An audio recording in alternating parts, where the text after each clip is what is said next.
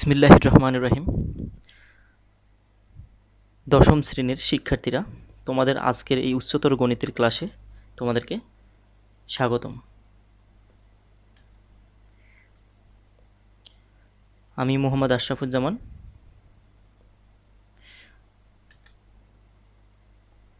Assistant teacher mathematics, police lines school and college, Rangpur.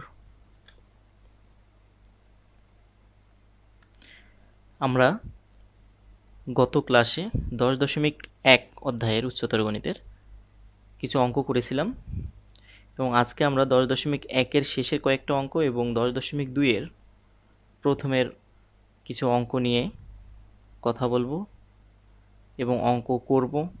সেখানকার কিছু প্রাথমিক নিয়ম আছে, সেগুলো আমরা শিখব। তা আজকের শিখন ফলটা কি সেটা জেনে নেওয়া যাক। দ্বিপদী বিস্তৃতি ব্যবহার করে গাণিতিক সমস্যা সমাধান করতে পারবে। ফ্যাক্টোরিয়াল n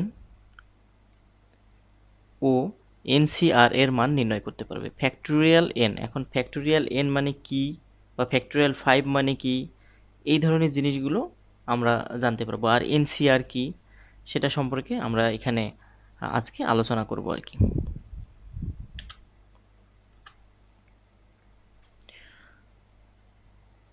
তো 10.1-এর আমরা 4 পর্যন্ত করেছিলাম। এখন 5 নম্বর প্রশ্ন।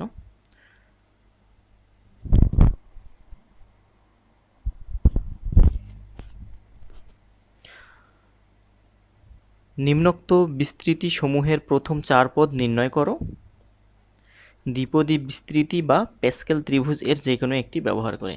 তোমাদের পরীক্ষায় উল্লেখ করা থাকবে, আর যদি উল্লেখ করা না থাকে তোমাদের যে কোনো একটা পছন্দসই প্রসেসেই করলে হয়ে যাবে।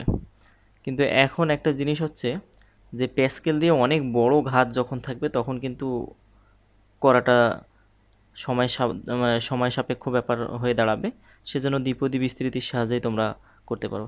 আমরা যেহেতু প্যাসকেল নিয়ে এর আগের ক্লাসে বেশ প্যাসকেলের ত্রিভুজের সাহায্যে প্রায় সবগুলো অঙ্কই করেছিলাম এবং দ্বিপদী বিস্তৃতির সাহায্যেও করেছি। আজকে প্যাসকেলটা বাদ দিয়ে আমরা দ্বিপদী বিস্তৃতির সাহায্যে এই নিচের অঙ্কগুলো সমাধান করব। তাহলে দেখো এখানে কি আছে, এ নাম্বার 1 - 2x², তারপর কি হোল টু দ্য পাওয়ার 7। তাহলে কি 1 - 2x², এটার পাওয়ার কত আছে 7। তাহলে আমরা দ্বিপদী বিস্তৃতির সাহায্যে পাই। এখানে লিখলাম যে 1 - 2x² টু দ্য পাওয়ার কত 7। তাহলে এখানে আমরা যে দ্বিপদী বিস্তৃতির সূত্রটা জানতাম সেটা কি, প্রথমে কি হবে 7 0, তারপর কি আমাদের এখানে -2x², তার পাওয়ার কত 0 0, তারপর প্লাস 7 1, তারপর -2x², তার পাওয়ার কি 1, এভাবে 7 2, এখানে -2x², তার উপর কি স্কোয়ার, মানে এখানে এক এক করে পাওয়ার বেড়েই যাচ্ছে। তারপর প্লাস 7 3, আসলে এগুলো এরকম না, এখানে আমরা এটাকে NCR যেটা বলছিলাম এটাকে কম্বাইনেশন, যেটা এটা 7C0 7C1 7C2 7C3 এরকমভাবেই লিখতে হয়। তোমাদের বইয়ে, বোর্ড বইয়ে যেহেতু এভাবেই করে দিয়েছে, তোমরা এভাবেই লিখতে পারো, কিংবা NCR ওটাও ব্যবহার করতে পারো। তারপর কি দেওয়া আছে, তারপর এখানে আছে -2x², তার উপর কি পাওয়ার 3। এভাবে আমাদের বলছে প্রথম 4 পদ পর্যন্ত আমরা পেয়ে গেছি, 1 2 3 4 পদ পর্যন্ত, প্লাস ডট ডট ডট। কিন্তু আমাদের এখানে যেহেতু 7 পর্যন্ত আছে, তাহলে কয়টা বের হইতো, এখানে 8টা পদ বের হইতো। আমাদের দরকার নেই, আমাদের প্রশ্নে বলে দেওয়া আছে 4 পদ পর্যন্ত। তারপর 7C0 করলে 1 হয়, আর কোনো কিছুর পাওয়ার 0 মানে 1। 7C1 ক্যালকুলেটারে তোমাদেরকে এটা বের করতে হবে, কারণ অনেক বড় বড় সংখ্যা থাকলে তখন তোমরা এগুলো ক্যালকুলেটরের সাহায্য নিয়েই করবে। যত তাড়াতাড়ি সম্ভব এই মানগুলো বের হবে আর কি। 7C1 মানে 7, তারপর এখানে কি -2x², এটা 1 আছে যেহেতু ওটা ওরকমই থাকবে। তারপর কি 7C2, এটা হচ্ছে 7 × 6 ডিভাইডস 1 2। তো তারপর কি 7 3, এখানে ক্যালকুলেশন করলে আমরা এটা পাবো। ফাইনালি আমাদের যে গুণ ভাগ যোগ বিয়োগ করে যে রেজাল্টটা আসতেছে সেটা হচ্ছে কি 1 - 14x², মানে এখানে ক্যালকুলেশন করলে এই লাইনটা আসবে। এটাই হচ্ছে আমাদের নির্ণেয় ফলাফল। তাহলে আমরা যদি দ্বিপদী বিস্তৃতিটা ভালোভাবে শিখে যাই তাহলে যে কোনো অঙ্ক আমরা এই ফর্মুলায় ফেললেই কিন্তু করতে পারবো। কিন্তু একটা জিনিস মনে রাখতে হবে, আমরা দ্বিপদী বিস্তৃতির সাহায্যে এখানে কিন্তু সব সময় 1 + সামথিং 1 - এগুলো কি প্যাসকেলের ত্রিভুজের সাহায্যে করা যাচ্ছিল, কিন্তু প্যাসকেলের ত্রিভুজের সীমাবদ্ধতা আছে। সামনে যখন এখানে 1 থাকবে না তখনই কিন্তু প্যাসকেলের ত্রিভুজ দিয়ে আমরা অঙ্কগুলো করতে পারবো না। সেজন্য দ্বিপদী বিস্তৃতিটাই তোমাদের অনেকটা সহায়ক হবে। বি নম্বর দেখো, দ্বিপদী বিস্তৃতির সাহায্যে আমরা যদি এটাকে করি 1 + 2 / x⁴ কত 4, তাহলে ওই একইভাবে লিখব। দ্বিপদীর যে সূত্রটা আছে 4 0 তারপর 2x⁴, 2/x⁴ প্লাস 4 1, তারপর কি 2/x⁴ 4 2, 2/x⁴ 4 3, 2/x⁴ dot dot dot এইভাবে চলবে আর কি, যেহেতু 4টা পদ পর্যন্ত বলছে সেজন্য এটা। তাহলে এভাবে আমরা ক্যালকুলেশন করে এই লাইন পাবো, তারপরে রেজাল্টের লাইনটা আমরা পেয়ে যাব। তারপর সি নম্বর বলছে দ্বিপদী বিস্তৃতির সাহায্যে ওই একইভাবে যে এরকম যত পাওয়ার দেওয়া থাক সেটা দিয়েই তোমরা শুরু করবে। শুরু করলে ইনশাল্লাহ এটা করতে পারবে। এই যে তারপর এখানে এটা করে ফেললাম, করে ক্যালকুলেশন করলে আমরা এই রেজাল্টটা পাবো।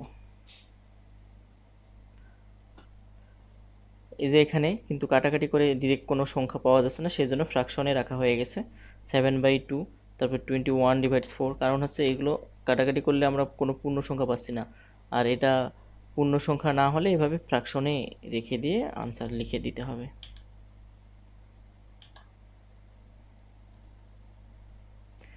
ওকে, 6 নম্বর প্রশ্ন,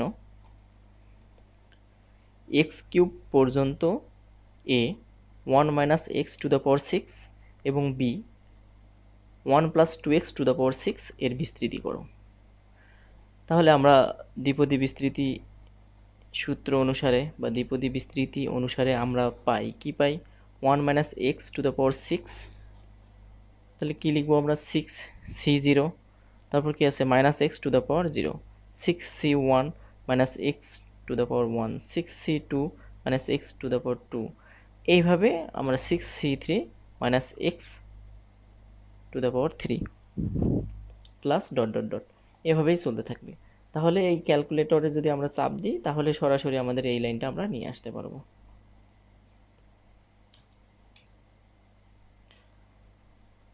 বি নম্বর অঙ্কটাও এরকমভাবেই, একটা অঙ্ক যখন করতে পারবে সবগুলো অঙ্ক মোটামুটি দ্বিপদী বিস্তৃতির এভাবে করা যায়।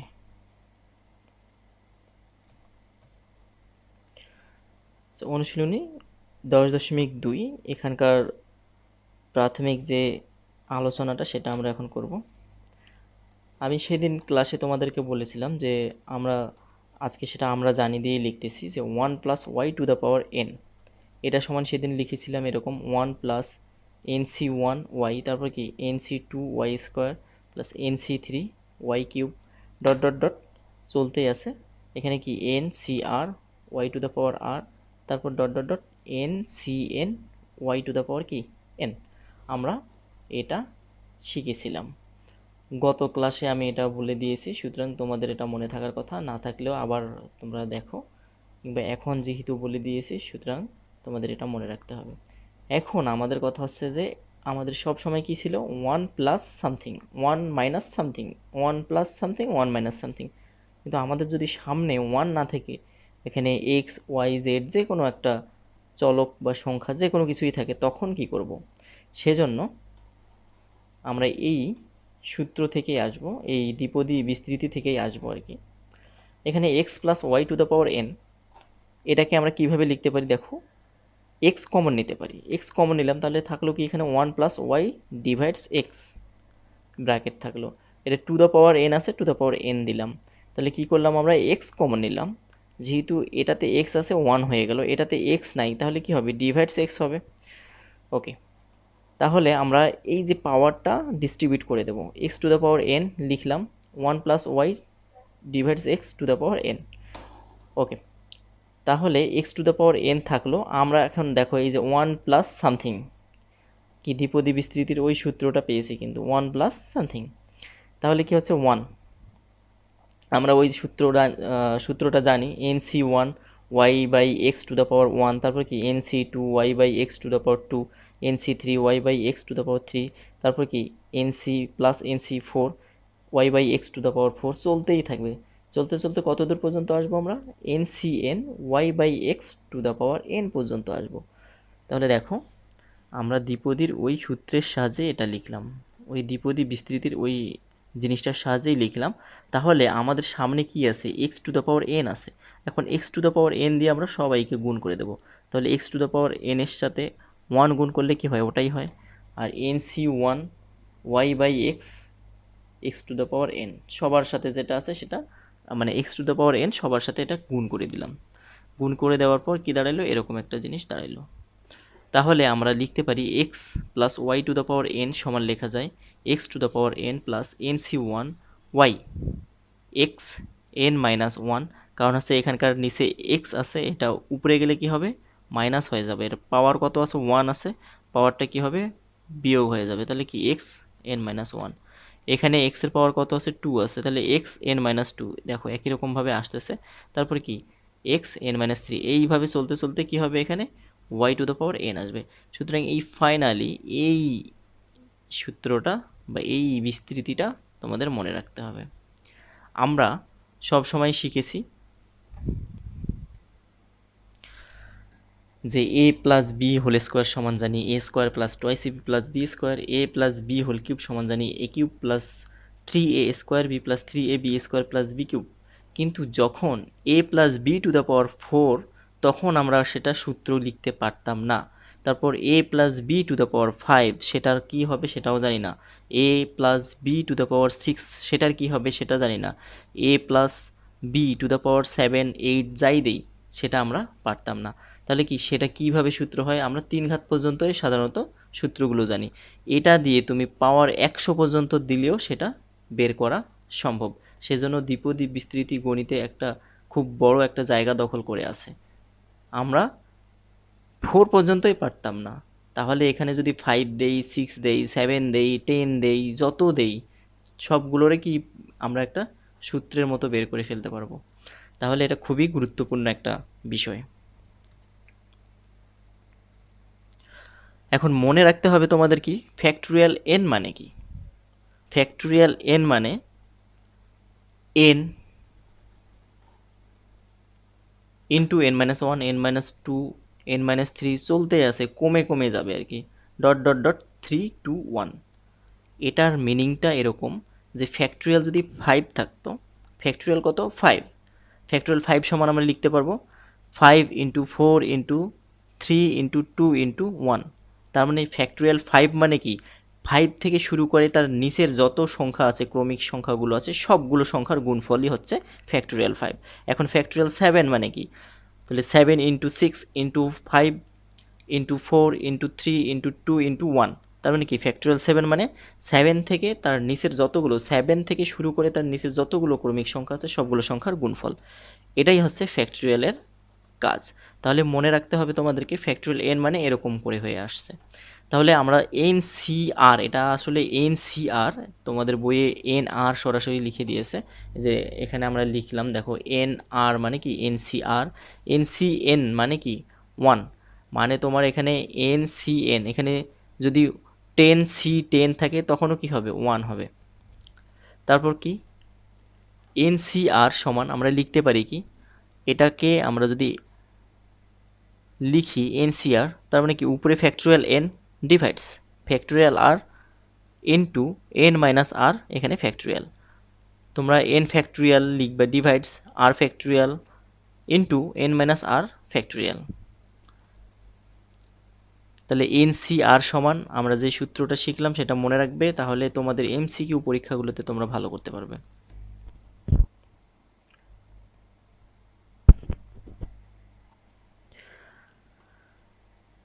এন সি জিরো কত, 1, তারপর এন সি এন মানে 1 ফ্যাক্টোরিয়াল 0 যদি 0 ফ্যাক্টোরিয়াল করি তাহলে কি হবে 1 হবে।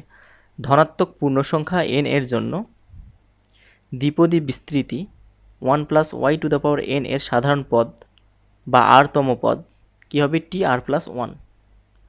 এই টি আর প্লাস 1 সমান লেখা যায় N C R Y to the power R, বা এটাকে লিখি, এটাই লিখছি আর কি, N C R Y to the power R. তাহলে এবং X plus Y to the power N এর বিস্তৃতিতে সাধারণ পদ বা r তম পদ কি হবে টি আর প্লাস 1 এন সি আর, এই যে এন সি আর এক্স এন মাইনাস আর ওয়াই আর। তাহলে আমরা এটা লিখব যে টি আর প্লাস 1তম পদ যখন লিখব তখন আমরা এটা লিখব এন সি আর এক্স এন মাইনাস আর ওয়াই আর। তাহলে কি সাধারণ পদ যদি আমরা বের করি, এই সূত্র দিয়ে আমরা অনেক বড় বড় পাওয়ারের অনেক বড় বড় ঘাতের অঙ্কগুলো অনায়াসে করতে পারবো। সেজন্য তোমাদের এটা মনে রাখতে হবে।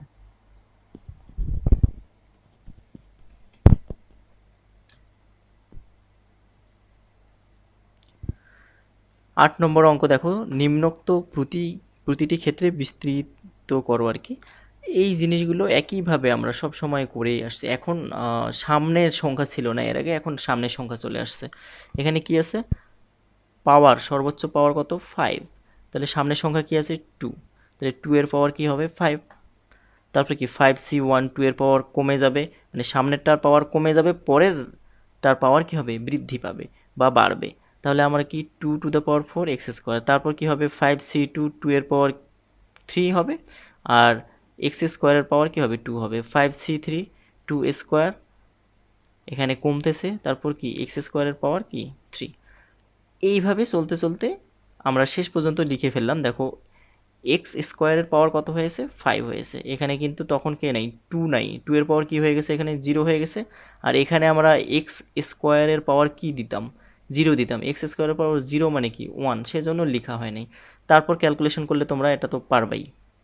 এই লাইন এত কাহিনী করার যদি দরকার না হয়, তোমাদের যদি সময় না হয়, তাহলে তোমরা এটা লিখবে না। কারণ হচ্ছে এটা লিখতেই হবে এমন কোনো মানে নেই।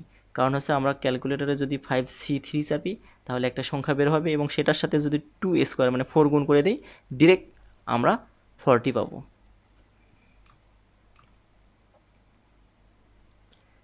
একইভাবে এখানে 2 মাইনাস 1/2x টু দ্য পাওয়ার 6, তাহলে ওই সূত্রে এখানে তোমরা যখন দ্বিপদী বিস্তৃতিতে এই ফর্মুলাটা ফেলবে তাহলে তোমাদের সরাসরি মানগুলো বের হয়ে আসবে।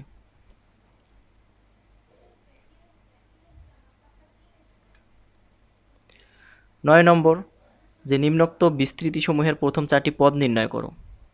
যে প্রথম 4টি পদ নির্ণয় করতে বলছে, তাহলে তোমরা যদি একটা অঙ্ক ভালোভাবে বুঝে করা শুরু করো সবগুলো অঙ্ক করতে পারবে। এখানে কি 2 প্লাস 3x, হাইয়েস্ট পাওয়ার কত 6, মানে সর্বোচ্চ পাওয়ার এটা 2 এর পাওয়ার 6, তারপর প্লাস কি হবে 6c1 2 two the power 5 3x এর পাওয়ার কি 1, দিলেই কি না দিলেই কি 1, 6c2 2 two the power 4 3x এর পাওয়ার কত হবে 2 হবে।